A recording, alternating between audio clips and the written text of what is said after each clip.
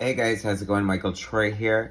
It's been a while since I've done a John Byrne video, so I feel like I'm going to make up for that today. Cannot wait to share this with you. I've been sitting on it for a hot minute. So subscribe to my channel if you haven't already. Hit that like button and let's get right into it. Today, nothing makes me happier than looking at a John Byrne book, especially when that book is Alpha Flight, the Alpha Flight Omnibus. I've wanted this forever. I'm the biggest Alpha Flight fan. I love John Byrne's Alpha Flight. It's one of my favorite things that he's done. So I've been wanting this omnibus. Super hard to find, especially for a cheap price. I got this for like $180, and it's very hard to find it for less than $200, even secondhand. This one was not brand new, unfortunately. It doesn't have, like, it does have a few condition issues, like in the corner here. No big whoop. I'm never gonna sell it. I think it's great. The dust jacket, I like dust jackets the way they look, but like this little ding here too. I feel like dust jackets are annoying in the regard that they're next to impossible to keep pristine unless you're never gonna open the book. So I feel like it's an instant way to take away from the value of the book. But then I thought to myself, you know what? The only any book, any comic book that is readable has the same value, and that value, my friends, is priceless. So anyway, it was John Byrne's birthday recently. Happy birthday, John Byrne. July 6th, 1950, so he turned 72.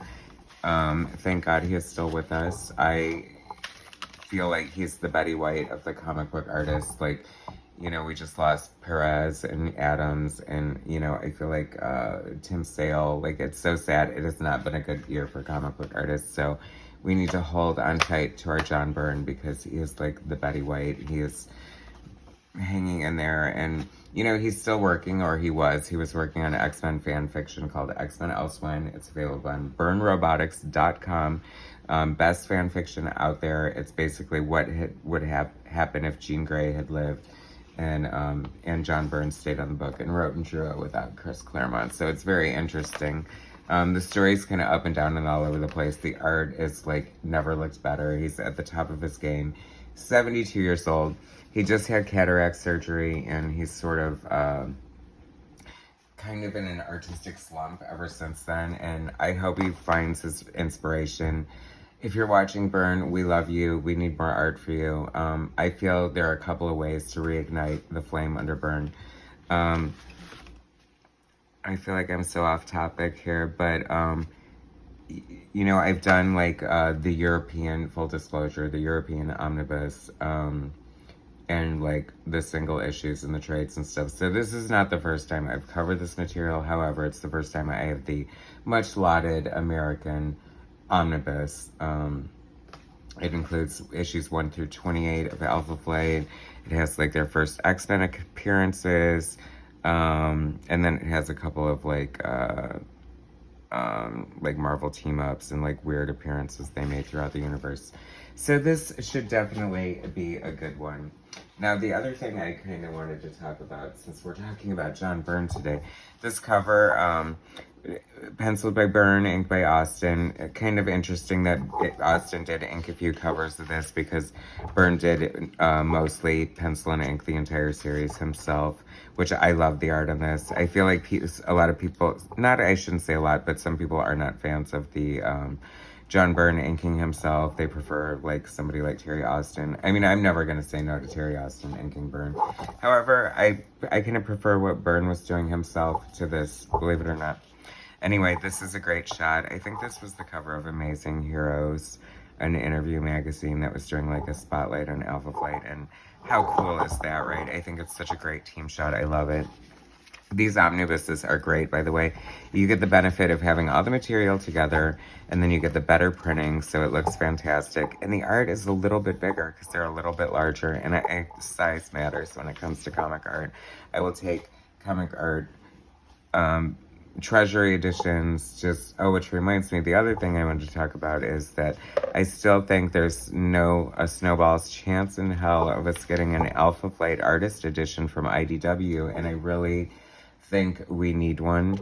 As we get through this book, I'll just show you why we need one, because the art is so great. This is like the X-Men 108 or 109, the first appearance of Guardian. He goes by Welpen Alpha at first, and I have to say, I really think that that's like the superior name here. You know, he's used Guardian, he's used Vindicator, and Marvel made Byrne call him something else because Guardians of the Galaxy, they didn't want to confuse readers, which is silly. He felt like Canada didn't have anything to vindicate, so he hated that name and dropped it, like issue 2. We'll see if that holds up. And, and kind of nobody noticed. John Byrne was the master of pulling fast ones like that. Like, notoriously, he, and I wonder if there's an example in here. There's got to be. But he streamlined Cyclops' boot and tried to make it a little more tapered as opposed to the sort of buccaneer boot cut that Dave Cockrum drew, that apparently Byrne was not a fan of. The art in here is so good. I love this. This is, like, so the best. Is this the part... Yes, even if I would, broad, what flaming business is it of yours? I love Wolverine calling people broad. This is like such a, you know, sign of its time. Like, of course Wolverine would be sexist. He's kind of a jerk, and I don't know. Weird, though. Interesting to note, but Byrne handled his version of Wolverine's origin in the pages of X-Men Elsewhere, and it is so cool. He has him like joining the invaders, and Sabretooth is his father, spoilers, and like it shows him, like, I don't know, but it's kind of sad and pathetic at the same time because he did not have it easy. I guess, as you could imagine, you wouldn't look at Wolverine and think like he was some rich person named James Howlett growing up in privilege. I mean, that would be ridiculous, right, guys? Interesting to note here, Bob Budiansky did this cover, X-Men 120, the first appearance of Alpha Flight. This was the first appearance of Weapon Alpha. I love him using his electromagnetic powers here. John Byrne, like, his writing, I feel like even though this was Chris Claremont, since it's a Byrne story and he's a Byrne character, that was probably a Byrne touch, having him use his powers like that. And, like, I totally bought into the science of him, like, being able to control the Earth's magnetic field, and, like, not so much, I don't know, he, like, freezes, and then the Earth moves, and then he pops out into another area because of that. Like, I don't know if I explained that exactly like Bill Nye the Science Guy would, but I explained it like Michael Fitzgerald Troy, the comic book geek, would. So you're gonna have to live with that. That's my perception. I'm more about the art. I swear to God, like the stories, like some people are so good with like the, you know, the first appearance of this happened, that, then. I'm okay with it, but I'm better with the art. Chris Claremont, John Byrne, Terry Austin, Tom Orzechowski, Glynis Wein, Roger Stern, Jim Shooter. Isn't that kind of crazy? Roger Stern was the editor. I don't know if I knew that 100% or not, but then came Wheezy. Louise Jones, that is. Nay, Louise Simonson. I don't know if I used that nay properly, but it sounded fancy, didn't it? This is one of my favorite shots of Alpha Flight. I love it right here. This dispels John Byrne's philosophy.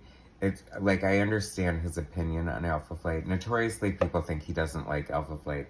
And to clear the record, it's not that he doesn't like Alpha Flight. He just kind of thought they were boring, didn't really know what to do with them. He thought they were kind of throwaway characters created to be foils against the X-Men. But herein lies the genius. Like, you look at this, and it's like all there. The arrogant, mutant, Olympian skier who cheated his way to the top and is just kind of dastardly and ugh. And then Michael Two Young Men, the native, you know, shaman, he's a doctor, but he's also a shaman. I mean, like, that's kind of cool, right? Snowbird, one of the oldest characters Byrne created, and I think she, like Anne Mackenzie, her civilian identity appeared in like some comic strip Byrne did in like either, I think, college. Dr. Walter Lankowski. I mean, come on, Sasquatch, love him. Aurora, my favorite. The twins are my favorite. I love twins. I'm a freak. I have a twin fetish. I love the Wonder Twins. I love Scarlet Witch and I almost said Vision, but that would be gross.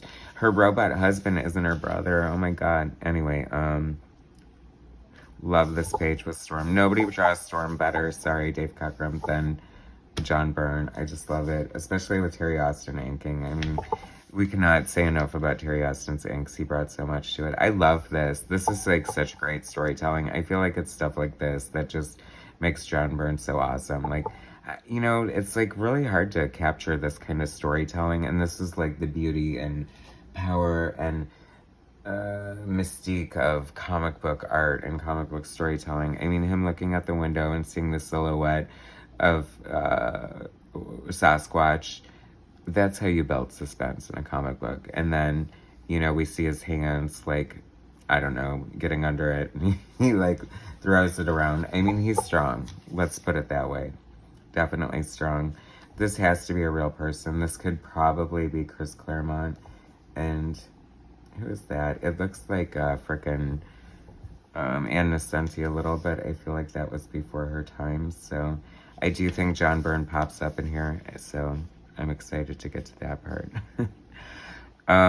So also the thing that could ignite, I love this here. I mean, Austin, I loved this so much. Like, I don't know, like things like this just always stood out to me as part of John Byrne's storytelling, how Nightcrawler gets a flash in the face. So naturally his face isn't going to be shadowed anymore. And it's weird because we kind of get a glimpse of like the true Kurt Wagner face as far as features and stuff, even though his signature yellow eyes are closed. But you know what I'm saying. So anyway, Joe Quesada has left Marvel, and I'm not mad about that. He notoriously was the reason for John Byrne leaving Marvel, in case you didn't know that. I mean, this is all Googleable, so I'm not going to try to tell the story 100% because I probably would screw it up, but basically, he kind of canceled X-Men Elseman. I'm sorry, I feel like I said that more than once, but X-Men Hidden Years. Great shot of Storm. Look at the stipple. I love Terry Austin. He puts this pattern on her skirt and then sort of repeats it, but it's a little more dense for the shadow underneath. And then you got this texture on the floor. That's all Austin, baby. Greatest costume design. I love it. It's so right up there, I feel, with one of the most iconic, eye-catching, simplistic, streamlined, like right next to Spider-Man, with Flash, the red and yellow classic Silver Age Flash, by the way. So anyway, Joe Quesada, John Byrne was doing X-Men Hidden Years to fill in the gap between X-Men becoming a reprint title and the launch of Giant Size X-Men #1. He could have told stories forever. He loved it. It was his dream project. It was a mid-level seller for the X books at the time. I believe there was like 5 X titles. So here comes Joe Quesada. Zero respect and regard for John Byrne, and I have proof of that in a second. Maybe not 100% hardcore, but comes in, cancels it. They try to pull a fast one, and they say, okay, we won't cancel it. Bill Jamis, I believe, was involved as well. If you do X-Men The End with Chris Claremont, and Byrne was like, no. So they canceled it, and then told him he had like 2 issues left or something, and he needed 4, but he needed a lot more. And it, unfortunately, with a lot of John Byrne's run, usually it's him leaving the book for some reason or another, but another unfinished Byrne project. There he is. Where are you? There he is. Yeah, she calls him John. Like, John Byrne has put himself in the comics before. I mean, let's face it. And part of his allure is, you know, his humongous ego, I guess. So, it's fine. You know, he's earned the right. Of the thousands and thousands and thousands of pages, it has to be a small percentage anyway. Love the fight between the twins. Did I miss the part where, North Star, Cold Cock, Storm? Love this group shot. Yeah, I need to, like, focus on the art a little more. But anyway, so with Joe Quesada leaving... Oh, so there was a drink and draw with Joe Quesada. Like, I think maybe Dave Johnson, other guys, other great artists. The subject that week and the inspiration for their art was going to be John Byrne with a guest appearance by Joe Quesada. First of all, Joe Quesada shows up late. He can't figure out his Zoom or whatever, so he's being like super like extra and annoying and just like giving off like the worst energy ever. And they're kind of ribbing him about it, and he's just like not having it. They all draw pictures inspired by Byrne. He draws a portrait of his mother, which was gorgeous. Don't get me wrong, he's a great artist. But he avoided anything talking about Byrne. When asked if Byrne was an inspiration for him, he was like, no, not really. Never heard of those guys. And I'm like, oh, why would you want to admit that? Like, it's only the best era in comics. And it just seemed a little shitty to me. You can find that interview. It's a drink and draw. John Byrne, guest starring Joe Quesada. And it's kind of crazy, but very telling at the same time. So it said to me that there was no love lost between Byrne and Quesada. And then, just to sweeten the pot, after Quesada quit, apparently Byrne had made a comment on the message boards on Byrne Robotics saying, oh, Quesada's gone, does that mean I can go back now? Or something to that effect, which I thought, okay, there it is. It's all there. It's all there, people. So yes, bring him back is what I'm saying.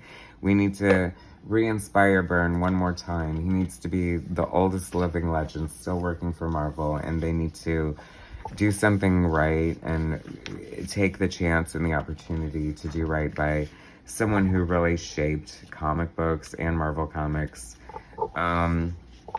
Arguably, like, right up there with Kirby and Lee and Ditko and, you know, all the greats. I mean, John Byrne's contribution to comic books is undeniable. I also want to point out this gorgeous Sal Buscema art inked by Alfredo Alcala, I believe it is, which is such a cool combination.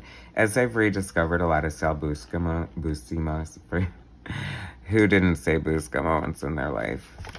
Raise your hands. I've found that they've paired him with a lot of great inkers, and I think that's really when he's the best, because he's such a great classic comic book artist. He's so good at storytelling and like just figures and just, I don't know, it's just like fun comics. And but a lot of his signature style comes through in panels like that, which I love. And this is great here too. This is I guess an excerpt from Fantastic Four. So cool, inked by Joe Sinnott. Not my favorite inker for Byrne, but I get why he does it for the nostalgia. And I do say, like, I think I like it better now than I did when I was younger. It just seemed like a step backwards for me. Like, Austin ink seemed so sophisticated, and this is like, oh, I'm like, oh, that's like that ugly Jack Kirby art. But now I love Kirby too, so I'm one of those Kirby converts, forgive me. Great costume, this is so cool. I love that. This reminds me of like Steve Rude art. No, Ken Stacy, actually, is who it reminds me of. I mean, it could be Steve Rude, but it's more Ken Stacy. I always love this splash page. I just love, see, this is also the magic of Terry Austin. Like, he's not afraid to put that thick-ass line around these little things popping out. It's just to give it depth. And this is such a classic cover, too. This has been done so many times in so many variations. Welcome to the X-Men Kitty Pride. Hope you survived the experience. I do not like, you have a bigger book, so you have more room to expand the art, and you're not going to do a full bleed. You're going to do this red border to keep in line with the red and white Canadian colors. I disagree with that. Great double page spread. I love it. John Byrne is like the master of double page spreads. He kind of lamented double page spreads in these stories because you got a splash page and then a double page spread, and he said effectively you're only advancing the story by 2 panels. On one hand, I agree, but on the other hand, I think if you're like the master of 2-page spreads, he's got a lot of storytelling and information being conveyed in here. I mean, no flames in the frickin' danger room. Where am I? They gotta be coming. Oh, here we go. Yes, I love the danger room. It's so funny. I feel like I've said it before, but great Storm, by the way. Terry Austin hated inking Storm's cape because he had to bust out the front curve. And that must have been hella, like, a pain in the ass. And Terry Austin is so technically precise that it makes me wonder, like, how quick he was. I'm sure he said, like, in interviews and stuff before, but I would have to think he's probably, I mean, who knows? He could be, like, a speed freak genius, which obviously he was. I mean, him and Byrne were doing monthly comics for a few years. That's kind of unprecedented. It doesn't really happen that much anymore. I just love this. This is so classic. This is like my favorite look for the X-Men, probably. Like with Paul Smith and Art Adams. Of course, I'm so wishy-washy, but I love art. What can I say? Why pick a favorite? I always love this. I love when the that's what I think is like one of the strengths of Chris Claremont's writing. Is like having the X-Men use their powers in kind of mundane ways that, you know, it just like nice little touches like that. Like the broom is blocking the door, so Kitty phases through to move the broom. Hilarious. Love it. I just love Byrne's Aurora, like in her civilian garb. She always just looks so regal and beautiful no matter what. Introducing Stevie Hunter, the notorious dance teacher of the New Mutants and Kitty Pryde. Volkswagen Bug. Byrne obviously, evidently had a bug, and I think he always puts his old license plate number, which is a GNU thingy. I love this. I love the X-Men, Nightcrawler and Wolverine just hanging out in the kitchen waiting for Heather. And of course, Byrne and Austin putting in all this gorgeous detail and fun, like reflection in the tiles. So good.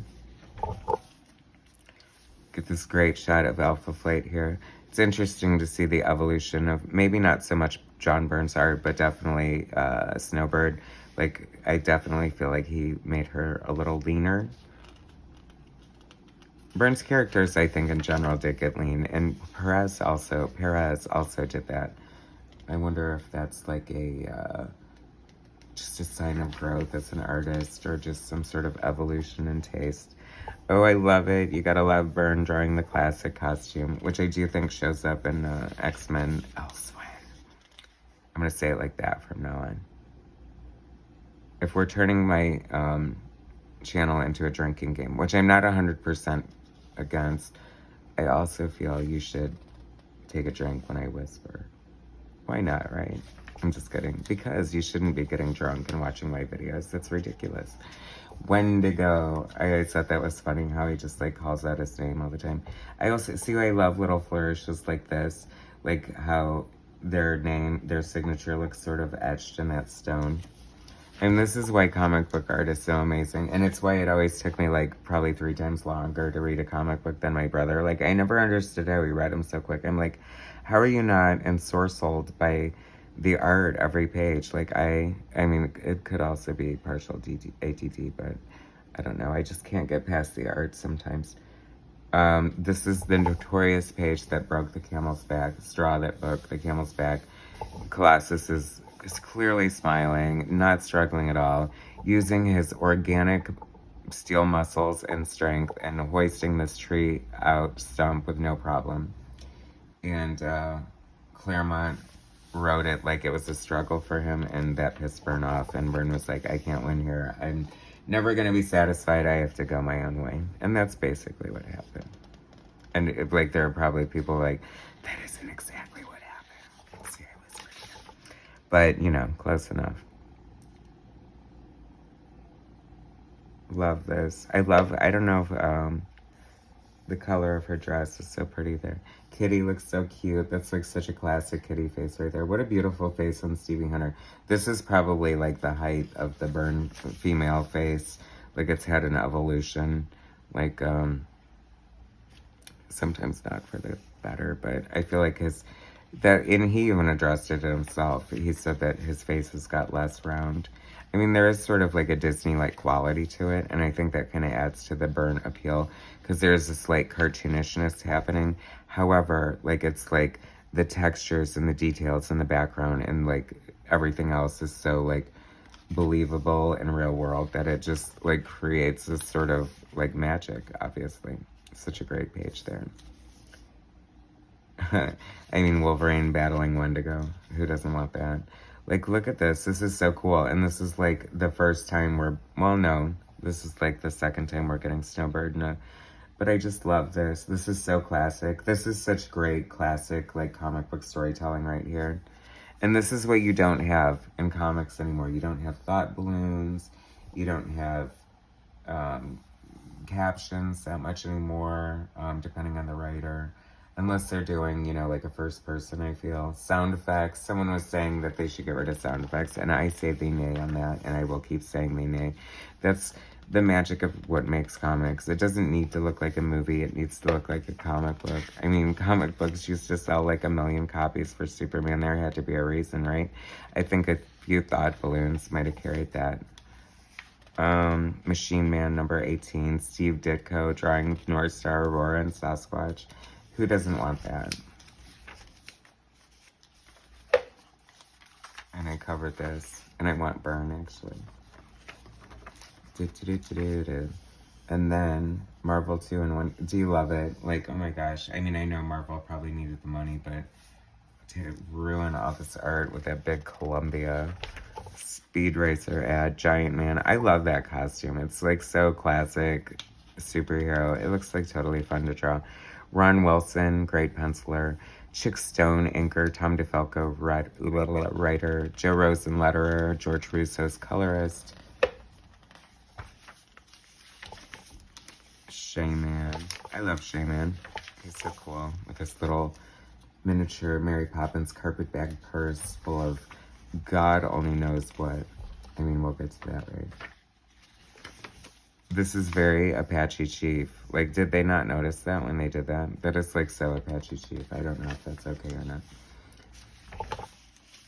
Love this cover. That is so cool. More Apache Chief. But I kind of love the art. Like, who is this? Is this still Ron Wilson? See, Ron Wilson is definitely, like, there are artists who fall under that Marvel Hearts story where they're a little more straightforward, a little more very, you know, a little simpler superhero. But I hate to say simple because, like, look at all this detail and, you know, great composition and all that stuff. But I guess they don't have, like, a flashy style, for lack of the better word. Like John Byrne, I feel like, was definitely one of the artists who brought in a flashier style. You know, Art Adams, Michael Golden, rather. Just whatever. It's fine, right? Baxter Building. Who doesn't love the Baxter Building? Every time I drew a submission for Marvel Comics, no matter what, no matter what superheroes I was doing, there was always a city scene with the Baxter Building in the background, just because I feel like I could draw it from memory, and I freaking loved it so much. And I feel that I should put it in every background I ever do for the rest of my life. Al Milgrom, interesting, and it kind of looks like he's inking himself here, which I have an appreciation for that, because he's inked other people. Well, I'm sure he's inked himself. Did he ink him? No. I was going to say Secret Wars 2, and you're all, like, clutching your pearls. Oh, my God, what a terrible book, but I love it. I love Secret Wars 2, especially, I think, Al Milgrom, inked by Steve Lealoha. I'll take it. Bill Mantlo, and Sal Buscema, writers, storytellers, artists. Jim Novak, letters. Okay, so Sal is inking himself here. It's funny, like, he is so different from his brother, John Buscema. I know, you're rolling in your grave. Another comparison, even from posthumously. I mean, Sal's dead, right? I think Sal's dead. Anyway, rest in power, brother, and your brother. Love Sal Buscema's art now. I think I love it so much more than I used to. Especially when he's inking himself. Like, how fun is that? Like, a little Gil Kane action going on, perhaps. Little Joe Kubert. Yeah, I can see some Kubert in there. And Kubert, another artist that, still not one of my favorites, but I definitely have a new appreciation for him. Definitely need to revisit that legend. I mean, come on, I didn't realize how much, like, Sasquatch and Hulk and Wendigo are all, like, tied together, so kind of makes me rethink this new Gamma Flight comic book that I wanted to be good that wasn't. Yes, here we go. Okay, Alpha Flight number 1. One side superheroes. This is the job only we can handle. I was so disappointed when this came out and it had this cover instead of the promo piece that was so gorgeously drawn, like the cover of Marvel H2. I'm sure we'll see it in the back here, but I have philosophies why they might have done it. We'll save it till we get to the other one. Look at this great splash page. Such great use of black and white here. If you saw, I have seen this in black and white, and it is so epic. It is so, like, great use of, especially when you see this in black and white. I don't know, it's so cool. The spotting of blacks and the composition is just, like, so spot on. And I love Byrne. And the art is so fierce on this. Like, this totally needs to be a treasury edition. I love, love, love my Byrne treasury editions, and there are just so many more that could be done. Alpha Flight being my #1 request, if you're listening, the powers that be. My #2 request is a She-Hulk / Hulk book. I mean, how they're both super popular right now, right? And it would be genius. All right, I gotta make a tweet. Love this. Love the introduction of the characters. Here's a fun thing, like how like Kathy Guys White is this panel here with the little hearts everywhere. But it's funny. I love that element of Byrne's work. Like, he's not afraid to go there with sort of like the almost campy, but like sort of maybe, I don't know, Bob Finger. Who does that? Like, what other comic book artist does that? I don't know a lot. Like, we get the stars when he punches people. We'll see that too. Remind me, guys. Love this. I love Aurora so much, and the twins. They're so fun. Wow, the coloring is crazy. Look at those. I realized the coloring was limited back then, but woof, I don't know. I got back like 25 times. There's little Volkswagen. Heather, I have like a love-hate relationship with Heather. I love Mac, and I was so sad that, spoilers, he dies. He dies in the middle of this book we're looking at. So if you're attached, get over it. He's dying.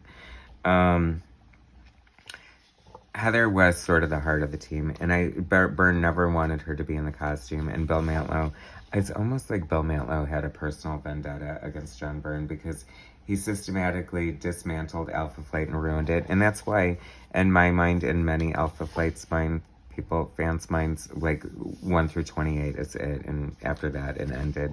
Like, I'm kind of fascinated by a lot of it.